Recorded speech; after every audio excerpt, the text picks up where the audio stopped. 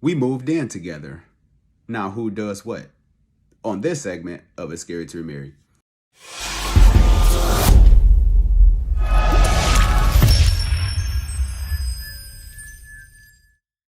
What's up, Brave Hearts community? This is Sean Heineman here with another segment of It's Scary to Remarry, wanting you to love fearlessly. And today's topic, we moved in together. Now who does what? As I did some research before I prepared for this, I was looking at the Institute for Family Studies, and it says today most couples live together before marriage, more than 75%. So if you're watching this video or if you're listening to it via podcast, possibly you fall into this number. So I think you should continue to watch or listen. Some people look at living together before marriage as a test to see if both of you are compatible. However, this can be an expensive experience, from signing names on leases to buying furniture together. I get it when you move in with someone. Sometimes it can be on the slide, right? It's like you stay over for a night. Next thing you know, you got a toothbrush over there. Then next thing you know, you got a pair of shoes over there. You go out one night, you leave an outfit over there, and all of a sudden you find yourself just living with this person. Y'all are, in this relationship, but now you just find yourself over there all the time. And it's just like, oh, all of a sudden we just living together. It's like this unspoken language, which is why I'm doing this video on some things I think you should pay attention to when it comes to this process of living with someone. And I'll get into later on in the details about who does what. I just want to address some things that I think that they give you something to think about if you're living with someone or you anticipating with living with someone. You can test a person without moving in together to see if the both of you are compatible, because I know a lot of people say that, we need to live together first before we see if this relationship is really even worth it. Now, what you can do is you can take a trip together. Before moving in with someone, with your significant other, just take a trip together. You don't have to take them to Africa. You don't have to take them to Europe. I'm not saying that. I'm just saying that you can take a trip together. It's something that's, maybe out of state or maybe out of the city, somewhere where you both aren't familiar and you both can depend on each other, and you can find out a lot about that person, from communication to decision making. And I think that's important. You can see where their leadership skills lie, and also how well do you work together as a team.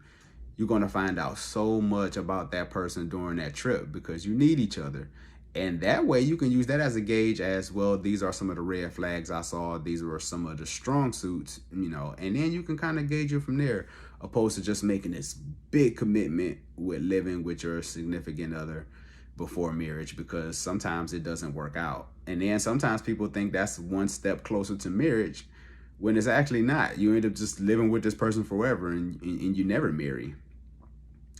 Now, I will say, I want people to tread lightly in this area, because moving in with someone and then your name not being on the lease can be dangerous, because you might sacrifice everything and all of a sudden you're living with your significant other, y'all in the same place together.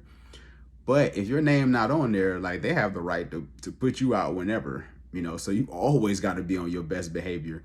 And to give someone that amount of power over you probably isn't healthy for your well-being. So if you are living together with someone, if y'all do get a place together, I would just say, just get it together where both of your names are on the lease. I would say not even live together before marriage at all. But I'm just saying, we live in a real world, so I do understand that, people do that. Because sometimes people, they get to a place where they say, we can save money. I got my place, you got your place. Let's save money together. I don't have to stay at this place, and we could just put all our money under one roof. It makes sense. But what happens when you want to break up with this person and y'all living together, and you realize that you don't have anywhere to go because you found out some stuff about them, or maybe they were being secretive, or maybe they cheated, just all kind of different things. But now you stuck with this person. So I do want to say that that's why I think it's better that if you're dating someone, to just stay in your own places individually. Because when you start to gel your finances together, now all of a sudden you start to depend on this person and their check, And most people live from paycheck to paycheck. So chances are you might not really have any money saved up. So you really don't have anywhere to go. You might want to stay with a girlfriend, or you might want to stay with, a guy friend or something like that, or with your parents, because you don't have a plan B. And I'll talk about that later as well, as far as having a plan B if the relationship doesn't work out. Living together may instill a breakup mentality that can hurt marriage later. I'll repeat that. Living together may instill a breakup mentality that can hurt marriage later. Now, you're used to living and ending relationships with a what if mentality when living together. What will I do if we break up? These are the kind of questions you ask yourself when you're living together. But getting married says when we follow through with commitment, we have to work these things out. And commitment, I understand, is kind of a foreign word today when it comes to relationships, because if you marry, you just can't be like, I'm getting my stuff and go. I mean, you can, but at the end of the day, you're married. Like, you really have to think this process through before you decide to remarry. But the reason why the breakup mentality that can hurt marriage later is you still take that mindset going into your marriage, because now you say you possibly bought a house together or y'all moving in together, but in the back of your mind, you're used to breaking up with people because y'all live together, and maybe somebody left you, so now you have trust issues, especially with your spouse, because of what happened in the past.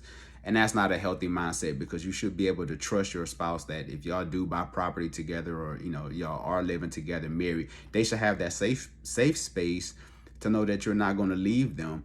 But if you are used to living with people in relationships, and the relationships end bad, and then you don't know where to go, or you just breaking off these relationships, it can really mess with you mentally when you marry. And I think no one should go into a marriage with that mindset. You should be able to trust your spouse, because you know that we should follow through with this commitment. Okay.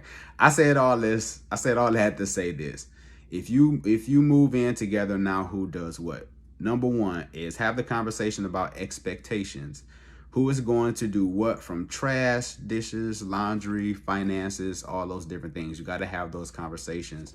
Because like I said earlier, if you just kind of leave your toothbrush over there, and then you leave an outfit over there, like you don't have those conversations. You just kind of get into a regular flow of life where you need to have those conversations, because that's where the communication is going to help. It might actually hurt you because you haven't had that conversation.